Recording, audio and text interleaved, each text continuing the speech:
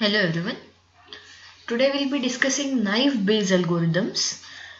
I'm saying algorithms because it can be used for classification as well as for regression. So first of all, because you have seen the name, you might be able to guess the formula. So it involves Bayes theorem. Okay, that's why it is Bayes algorithm. And why naive? We are going to assume that individual variables are conditionally independent given the response. Hence, in that sense, the algorithm is said to be naive because it is not, it's kind of assuming a simple type of relationship between the individual variables instead of having a complicated relationship. So let me try to express what I'm saying in mathematical form so things would be easier to understand. We'll first go for classification. So suppose I have variables x1, x2, xp as regressors and y as response, and response is a class variable. Okay, so our aim is to predict class for a new variable, right? So we try to compute probability of y being equal to certain value yi given x, right? And whichever yi has highest probability, we will assign x to that y. This is what Bayes theorem would tell us. And by Bayes theorem, this formula I can write as probability of x given y equal to yi into probability of y equal to yi divided by sum of these quantities. So sum over j going from 1 to k, probability of x given y equal to yj into probability of y equal to yj, where y1, y2, yk are the only possible levels for y. Okay, so this is what Bayes theorem would tell us. Now, anyway, the denominator is going to be same for every yi. So we can ignore the denominator. So what we will say is this probability y equal to yi given x will be proportional to probability of x given y equal to yi into probability of y equal to yi. Now the naive Bayes algorithm tells us that this probability, the first term on the right hand side, this probability can be broken down into probability of x1 given y equal to yi into probability of x2 given y equal to yi and so on into probability of xp given y equal to yi. And of course the last term remains as it is. So this probability can be broken down like this. Now ideally this is probability of a vector and now we are writing it as product of the probabilities of the components. So we are assuming conditional independence given the class, given the response. Okay, hence in that sense the algorithm is naive because it assumes the conditional independence. Now of course most of you might have felt that this is a very simplistic type of arrangement. In reality it may not be true. In reality conditionally variables may not be independent. However, the algorithm still works fine in many of the cases. Okay, so that is the interesting part of it. So even though the algorithm is naive, it does do a good job in many cases.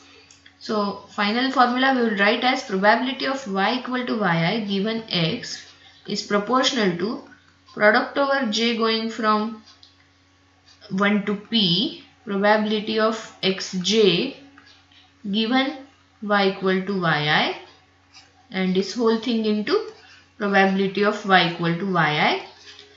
This part is actually prior probability type of thing.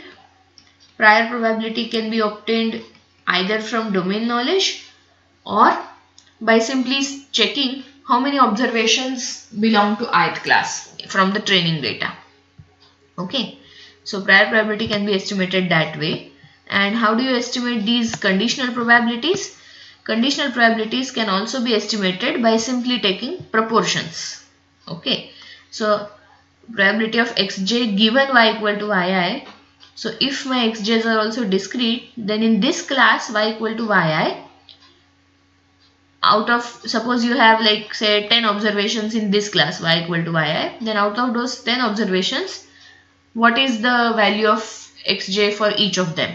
Okay, so the conditional probabilities can be estimated by conditional proportions. Okay, let me give a small example. So suppose you have y as say a person has cancer or doesn't have. So cancer, healthy. These are two possibilities for y. And let me take x1 as say gender and x2 as say age. Okay, and let us have data on say 5 people. So x1, x2, y. x1 is gender, so suppose we have male, male, female, male, female. Age, let me take 60, 58, 69, 68, 70, and y is say 11100. Has cancer, doesn't have cancer. Okay, so prior probability, if I want to base purely on the basis of this data, prior probability for y equal to 1 would be estimated as 3 by 5, and prior probability for y equal to 2 would be estimated as 2 by 5. And now conditional probability of say x1 equal to m given y equal to 1 would be y equal to 1, there are 3 people, out of which 2 are males. So this would become 2 by 3. Okay. And conditional probability of x1 equal to female given y equal to 1 would become 1 by 3. Similarly, you can do for age. If you want to treat age as continuous variable, you will have to take PDF kind of thing. Okay, you'll have to estimate PDF and then go for that value of the PDF. Okay, PDF can be estimated either via histogram method or via kernel density estimation method. Is it okay? So this is how naive Bayes classification works. Naive Bayes regression is also similar. The principle is similar. You again assume that individual variables are independent of each other. So the conditional PDF of y given x, because now response is continuous, conditional PDF of y given x is taken as proportional to marginal PDF of y, and product over j going from 1 to p, PDF of individual xj's given y. Okay.